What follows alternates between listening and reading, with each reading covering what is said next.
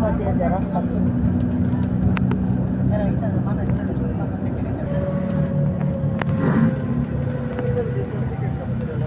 আমরা রওনা দিয়েছি আরাফার ময়দানে। যে আরাফার ময়দানে হজের তিনটা ফরজের মধ্যে একটি ফরজ হলো আরাফার ময়দান। এই আরাফার ময়দানে যদি কোনো হাজি উপস্থিত না হয় তাহলে তার বড় হজ কবুল হয় না। আর আমরা জানি যে হাশরের মাঠ নাকি আরাফার ময়দান হবে। এই আরাফার ময়দানে আমরা যাচ্ছি। আরাফার ময়দানে একটি পাহাড় আছে, যে পাহাড়টার নাম জাবালে রহমত। এই জাবালে রহমতের মধ্যে আমার প্রিয় নবী সাল্লাল্লাহু আলাইহি সাল্লাম বিদায়ের ভাষণ দিয়েছিলেন। আর কুরআন আল্লাহ পাকের কালামের যে নাম আলাইহিস সালামকে জাক্কুম ফুলের শরবত, আল্লাহ তাআলা বলছিলেন যে তুমি জাক্কুম ফলের গাছের মধ্যে তুমি নিচে যাও না, জান্নাতের মধ্যে থাকাকালী। তারপরে এখানে অনেক বড় ইতিহাস, যে কোনো প্রশ্ন অবলম্বন পারলেন যে আমি তো ভুল করে ফেলেছি।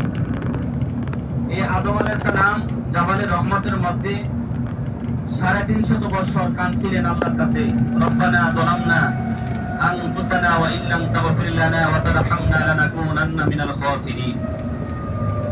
আল্লাহ তাআলা তার চোখের পানি কবুল করলেন না। 350 বছর কাদার পর যখন আদম নবী আমার নবীর নাম মুবারক নিয়ে উসিলা ধরে যখন আল্লাহর কাছে বললেন, আল্লাহ আমি তো জান্নাতে থাকাকালীন একটা নাম লিখেছিলাম তোমার নামের সাথে, লা ইলাহা ইল্লাল্লাহ মুহাম্মাদুর রাসূলুল্লাহ সাল্লাল্লাহু আলাইহি সাল্লাম।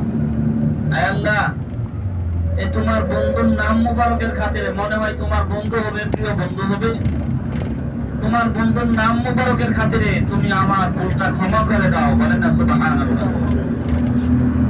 আল্লাহ তাআলা বললেন, তুমি যদি আমার বন্ধুর ওসিলা এখন দিলা, যদি তুমি আমাকে আগেই দিতে তাহলে তোমার 350 বছর কাঁদতে হইতো না, আমি তোমাকে মাফ করে দিতাম।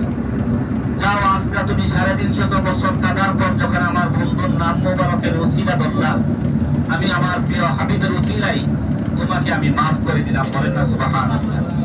এই আদম আলাইহিস সালাম যেখানে একটা ভুল, কারণ নবীদের বেলা আমরা তাদেরকে গুনাহ বলা যাবে না, কারণ ভুল করে যখন আল্লাহর কাছে ভুল ক্ষমা চাইছে আল্লাহ তাআলা মাফ করে দেন।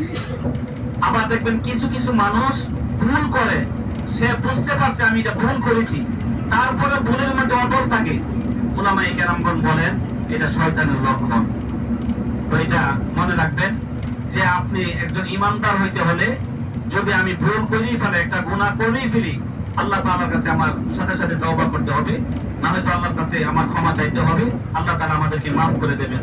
কারণ আল্লাহ তাআলা ওয়াদা দিয়েছেন, আমার বান্দা যখন কোনো গুনাহ করে যখন আমার কাছে চায়, এক ফোঁটা পানি পালাই, আমি রব্বুল আলামিন সাথে সাথে তার গুনাহটা আমি মাফ করে দিই।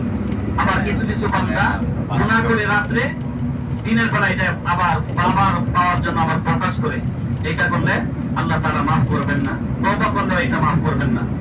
এটাও আমরা বুঝতে হবে। যাই হোক, আমরা এখন যাচ্ছি আরাফার ময়দান, জাবালে রহমত।